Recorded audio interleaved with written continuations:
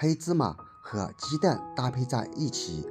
这种做法你有见过吗？作用可太厉害了，不愧是老一辈们留下来的传统做法，不得不让人佩服。但是有很多人并不知晓这种做法，那么就跟着视频来看一看是怎样做的吧。大家好，这里是鹏鹏美食房。这里先准备2勺黑芝麻倒入碗中，后续也可以多加入一些。加入水，需要把黑芝麻给清洗一下，因为黑芝麻在晾晒和炒制过程当中没有经过任何的处理，所以我们一定要用水给它淘洗几次，把黑芝麻表面的灰尘给它洗掉。但是黑芝麻清洗起来并不麻烦，在水中洗上几十秒钟就可以。而把黑芝麻捞出，我们需要用到漏勺，不知道你家里有没有呢？尽量使用这种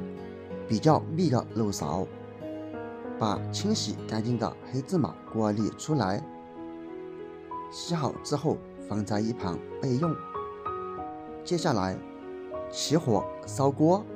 让锅里水分烧干，火开到最小，然后把清洗干净的黑芝麻倒入锅中，用手拍一拍漏勺的底部，因为上面还有很多的芝麻残留，然后用小火开始慢慢翻炒。这里一定不要使用大火，如果火太猛，芝麻一下就会被炒糊，因为芝麻粒它特别的细，因此一定要有耐心，用小火慢慢翻炒，而且只需翻炒1到2分钟，黑芝麻粒就会被炒干。这里我们主要是先把黑芝麻上面的水分给炒干，炒上一会儿，你就会闻到浓浓的芝麻香。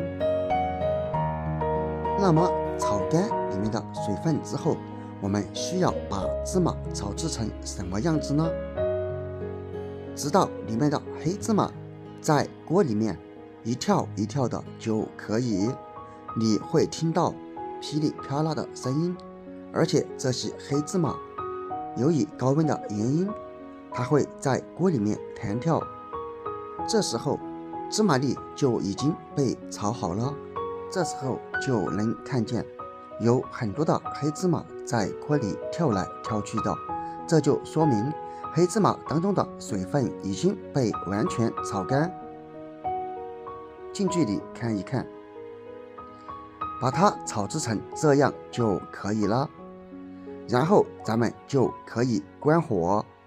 只需要用锅里面的余温来炒就可以了。当然，即便关掉火，我们也要把锅端起来，这样动一动，抖一抖，防止芝麻没有翻动，让锅里面的余温给炒糊了。直到黑芝麻不是特别烫的时候就可以了。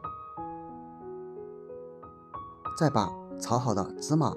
倒入一个干净无水的小碗中，找出你家的擀面杖，开始冲黑芝麻。如果家里面有捣蒜器，建议使用捣蒜器，当然使用之前要把捣蒜器清洗干净，然后将水渍擦干哦。而家里没有捣蒜器，就可以像我这样，在碗中用擀面杖来碾压就可以。因为芝麻被我们炒制过后已经变得特别的脆，只需要轻轻的这样一碾，然后再这样微微用力冲一冲，这时候的芝麻粒就会被冲碎，这样可以让芝麻当中的香味更加浓郁，释放的更加充分。大概把它冲成这样就可以了。冲完之后，我们端起来用勺子盛出来，近距离看一看，每一颗芝麻粒都已经被冲碎，这就是我们想要的效果，特别香。根据需求准备鸡蛋，我这里准备1颗。当然，鸡蛋表面也很脏，所以我们需要给它清洗一下。当然，在清洗的时候，我们也可以撒上一些食盐，因为鸡蛋表面特别的脏，还有很多的细菌以及鸡粪残留，所以清洗鸡蛋，我们一定要用食盐来搓洗，不仅洗得干净，还可以起到杀毒消菌的作用。即便是鸡蛋壳咱们不吃，但是用手触摸过的地方，也有可能将脏东西带到鸡蛋里面去哦。所以在吃鸡蛋之前，一定要给它清洗得干干净净，最后用水冲一冲，这样我们就得到了1颗非常干净的鸡蛋了。接下来准备一个小碗，在小碗中倒入开水，尽量多倒一点，把碗底烫一烫。烫的时候用手端起来晃一晃，尽量让整只碗都被开水烫一烫，然后倒掉水，把清洗干净的鸡蛋打入被开水烫过的碗中，再用筷子把鸡蛋搅拌搅拌，让蛋清与蛋黄彻底的均匀融合在一起。之所以用开水烫一烫碗，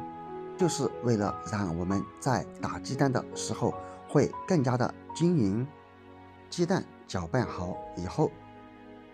往鸡蛋中加入适量的白糖，接下来再盛出冲好的2勺芝麻。当然，如果你觉得芝麻特别香，咱们也可以多加入1勺，而多出来的下次再用。最后用开水来冲泡，记住开水一定要是刚刚烧开的开水哦，千万不要使用温开水。最后找一个盘子，将冲好的鸡蛋倒扣过来，大约在3到5分钟左右时间，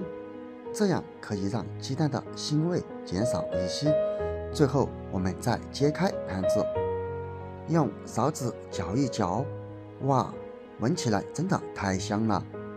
现在有很多的年轻人都不喜欢吃早饭，这太麻烦了，那么不妨用这个方法试一试吧。记得一次性多弄一点芝麻，下次在使用的时候可以直接进行冲泡，只需要几分钟就能弄出一碗又香又营养的黑芝麻鸡蛋汤，当做早餐吃是非常不错的。而且坚持一段时间，你会有大大的惊喜和发现哦，因为这里面包含了老一辈们留下来的智慧和结晶。好了，朋友们，今天的视频就分享到这里了，赶紧把视频收藏起来试一试吧。我们下个视频不见不散，拜拜。